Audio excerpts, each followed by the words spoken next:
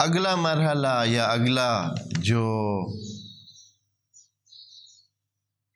نقطہ ہے کہ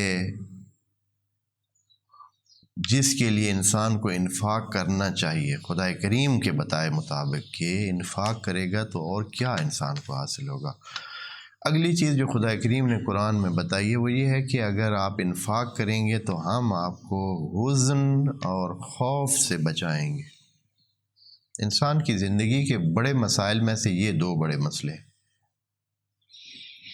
سارے انسان اس میں مبتلا ہوتے ہیں مشکلات میں۔ نمبر ایک یہ ہوتا ہے کہ حزن کیا ہوتا ہے؟ حزن یہ ہوتا ہے کہ جو کچھ ہو چکا ہے وہ ایسا ہوا ہے کہ انسان کو تکلیف دے رہا ہے، نقصان ہوا ہے، خدا نخواستہ اپنے عزیز و اقارب میں سے کوئی دنیا سے چلا گیا ہے، یا یہ وہ بہت سارے مسائل جو حزن والے ہوتے ہیں۔ تو ایسے جو انفاق کرے گا اللہ ان کو حزن سے بچائے گا، یعنی ایسی صورتحال نہیں ہوگی جس سے اس کے اندر وہ دل میں برقرار رہے۔ حزن کا مطلب ہوتا ہے ایک ایسا دکھ جو دل میں موجود ہے اور تکلیف دے رہا ہے، مسلسل تکلیف دے رہا ہے۔ ایسے قسم کے مسائل سے خدا کریم بچائے گا۔ اور دوسرا کیا؟ خوف سے بچائے گا۔ انسان دو چیزوں میں مبتلا ہے، سابقہ کا حزن ہوتا ہے اور آنے والے زمانے کا کیا ہوتا ہے؟ خوف ہوتا ہے کہ پتہ نہیں کیا ہوگا، یہ مسئلہ میرا حل ہوگا یا نہیں، یہ مسئلہ میرا کس طرح بنے گا، یا فلاں چیز اس طرح ہوئی ہے، کیا ہوگا، یہ نقصان ہوگا، فائدہ ہوگا، کیا ہوگا پتہ نہیں، اس خوف میں ہے۔ تو خدا کریم فرماتا ہے کیا؟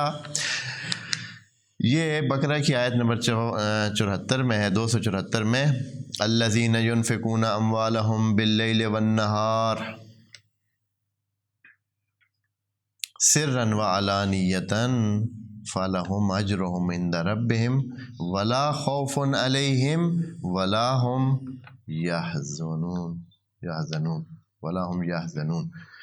نہ ان پر کوئی خوف ہوگا نہ ہی ان کو حزن ہوگا۔ کون لوگ؟